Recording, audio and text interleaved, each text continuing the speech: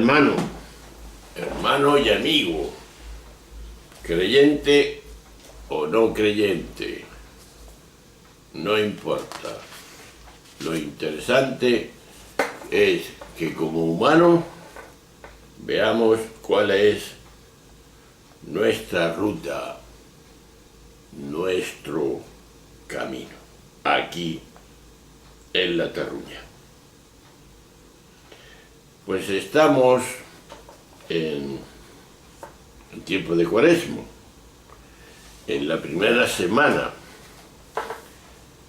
y el día anterior hablábamos de la oración, qué busco en la oración, y hablamos de lo que era la oración según mi pensamiento. Hoy es 21 de febrero, miércoles. El vídeo es el número 82 para nuestro orden. Y el ciclo es el ciclo B de la liturgia de la Iglesia Católica del año 2018. Es Lucas, en el capítulo 11, del 29 al 32, nos dice algo nuevo, distinto o parecido a lo de ayer, que hablábamos de la oración. El relato es el siguiente.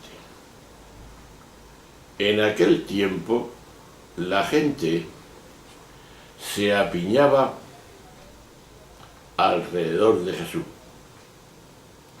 y él se puso a decirles: esta generación es una generación perversa. Pide un signo, pero no se le dará más signo que el signo de Jonás. Como Jonás fue un signo para los habitantes de Nínive, lo mismo será el Hijo del Hombre para esta generación. Cuando sean juzgados los hombres de esta generación, la reina del sur se levantará y hará que los condenen, porque ella vino desde los confines de la tierra para escuchar la sabiduría de Salomón. Y aquí hay uno que es más que Salomón. Cuando sea juzgada esta generación, los hombres de Nínive se alzarán y harán que los condenen, porque ellos se convirtieron con la predicación de Jonás, y aquí hay uno que es más que Jonás. Vayamos viendo qué significa la expresión de que habla Jesús por medio de Lucas. Generación perversa. Había sido utilizada en la Torá judía para referirse a la generación del desierto que había oscurecido el corazón ante Yahvé y ante Moisés. Como aquella, también éste exige signos convincentes. Jesús o el evangelista no podremos saberlo. Hablar del signo de Jonás y remite a la sabiduría del maestro de Nazaret superior al de Salomón. El de Jonás se refiere a la leyenda, según la cual el profeta Jonás estuvo 3 días dentro del vientre de una ballena, cuando huyendo de la misión divina que lo enviaba a Nínive, y se embarcó, y ante la tormenta que se levantó, sus compañeros de viaje lo arrojaron al mar.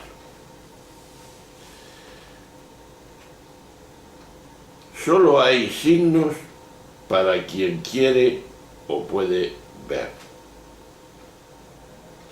El mero hecho de exigirlos suele ser señal de ceguera o de cerrazón. ¿Y esto por qué? ¿Por qué decimos esto?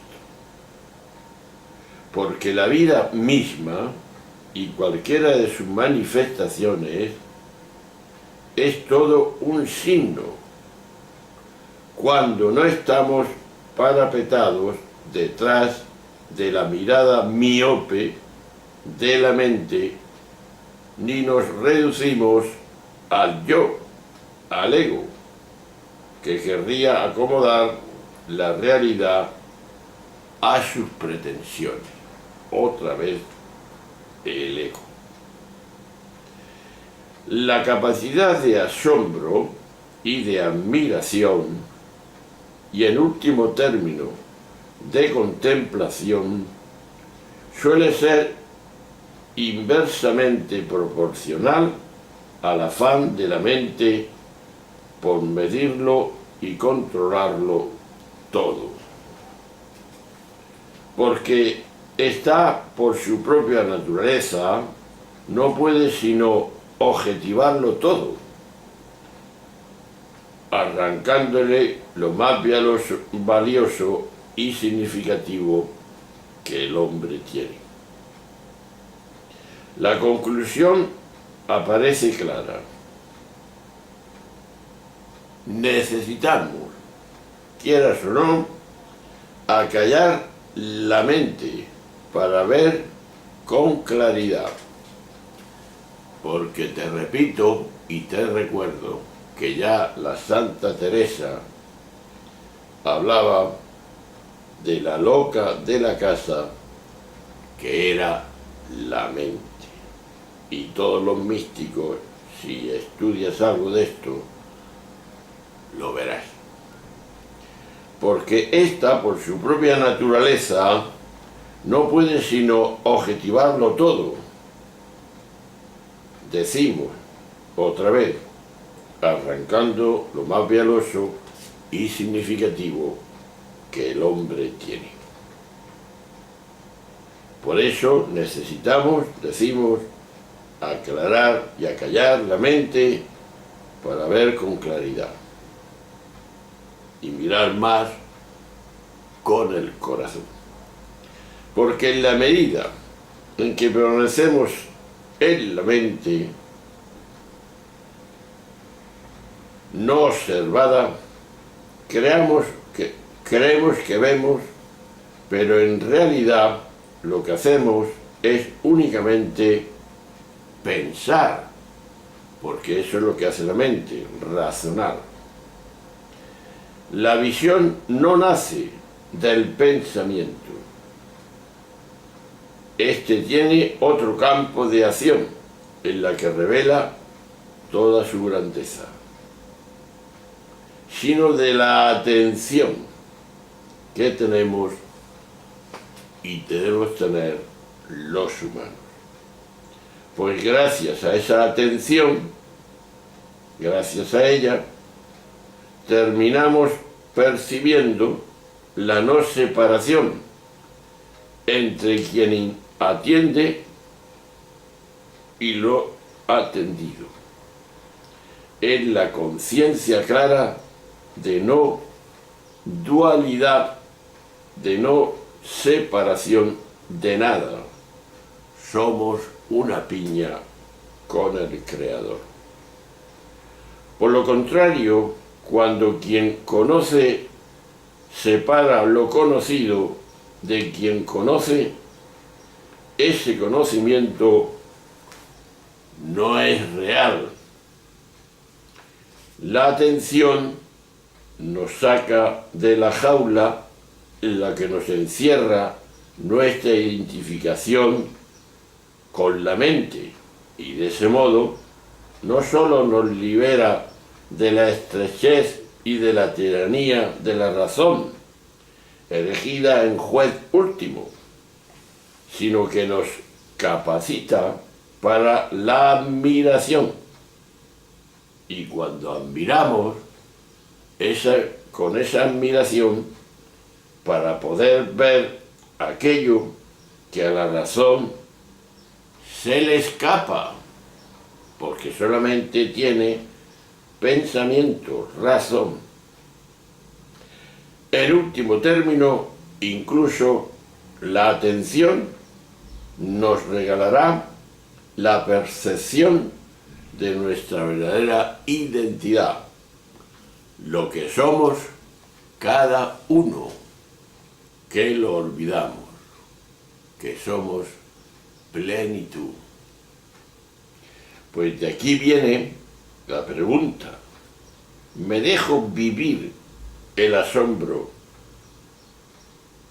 y la admiración? ¿O solamente veo a través de la mente? Eso nos desvía totalmente de lo que somos cada uno. Pero este razonamiento, que es según la psicología del hombre, y también profundizando esa psicología, mirando lo que somos cada uno, que es plenitud, según Dios, pues pisamos tierra para poder vivir esta dimensión. Primero, cuando Jesús habla de esta generación, esa expresión tiene en los evangelios un sentido negativo y se refiere de una manera o de otra a mala gente, a mala leche, a que hemos olvidado el camino y nos hemos ido por la maldad.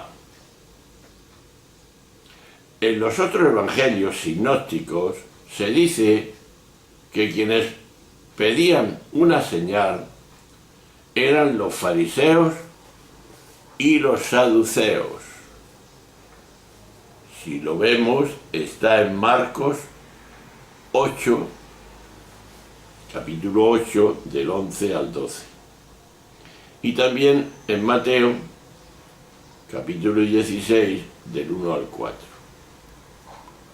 Pero aclarémonos, un signo o señal es un hecho extraordinario que tiene fuerza para demostrar algo en la que no se cree. Por eso pedimos signos. Lo que pedía aquella generación era un hecho que les demostrase que Jesús era el Mesías, el Salvador. O sea, el partido de los fariseos no se fiaba de lo que hacía y decía Jesús. Estaban tercos, tenían mala señal, eran mala gente, malos pensamientos, desviación total. Por eso querían ver señales extraordinarias, querían ver milagros, portentos, fenómenos inexplicables. Eso es lo que querían ver, porque no se fiaban de que fuera el Mesías, porque lo veían normal como ellos, y ahí no se fiaran de que fueras el Mesías. ¿Qué le pasaba a aquellos hombres? Aquellos hombres tan religiosos no creían ni en la conducta honrada, ni en la bondad. ¿En qué creían esos hombres? Creían en los milagros.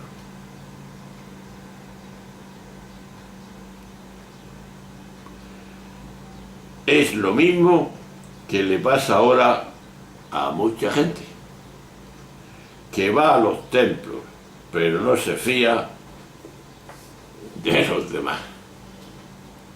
¿Es verdad o no? Vamos al templo y tal, rezamos y tal, pero eso no tiene que ver nada con mi conducta. No me fío de nadie, y más en este momento que nos está tocando vivir. Segundo, Jesús dice que no se le va a dar más señal que la de Jonás. Este Jonás fue un profeta que Dios envió a Nínive, la gran capital del imperio asirio. Y en 3 días la capital entera, desde el rey hasta los animales, se convirtieron y cambiaron de vida. Entonces Jesús les dice a los fariseos y saduceos: ¿queréis una señal? Pues la señal es que os convirtáis.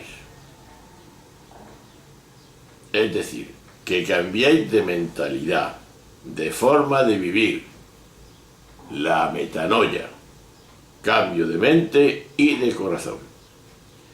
Y eso será la prueba más clara de que el Evangelio que os anuncio viene de Dios y es la solución que buscáis cada uno. Pero, tercero, hay gente que quisiera ver una señal extraordinaria para sacarles de sus dudas y oscuridades. Lo normal, ¿verdad? Bien. En lo que se refiere a Dios, a Cristo, a la fe, la respuesta de Jesús está muy clarita. Dice así: atrévete a cambiar de mentalidad y de vida y te darás cuenta de que al verle sentido a tu vida y al sentirse mejor y hasta feliz, no te quedará más remedio que reconocer que aquí hay algo que es más que Jonás, que soy yo.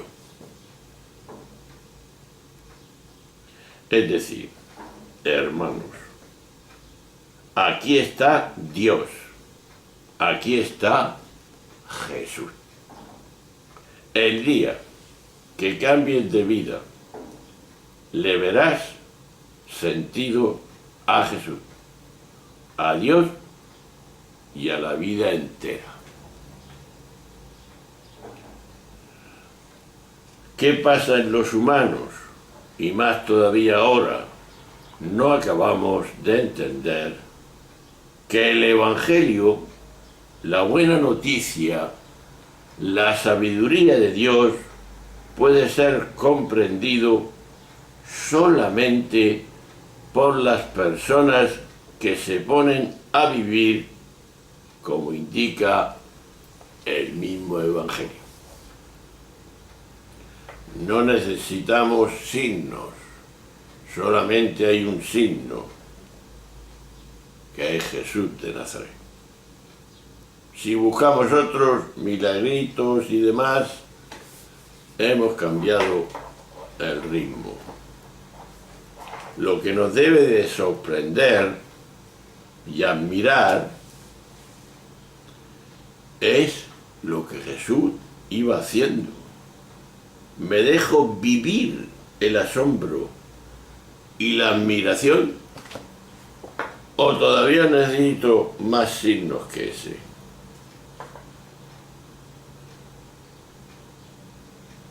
Pues vamos a pensarlo cada uno, tanto que me escuches, que seas creyente o no, y pensemos que el gran milagro de la existencia humana es la vida.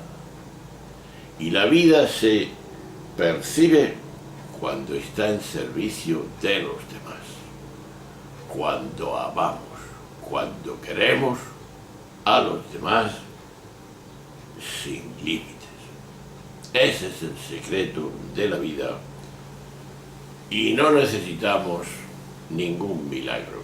El milagro es que nuestra conducta vuelva como debe de ser, conducta de bondad, conducta de misericordia y de perdón, lo que pedimos a Dios. No pidamos simplemente nuestros intereses, sino el interés y los intereses de todos. Esto me da una fuerza para luchar por la verdad y no la mentira de tanta corrupción que vemos a nuestro alrededor, no solamente en los políticos, sino también puede ser, y de hecho es en la misma iglesia, que somos todos. La iglesia no es el Papa, no es los obispos, no es el clero, somos todos los que queremos tener una iglesia que viva en la verdad. Pues ahí tenemos otra reflexión en el camino de la Pascua, la Cuaresma. Un abrazo, hasta la próxima, nos vemos.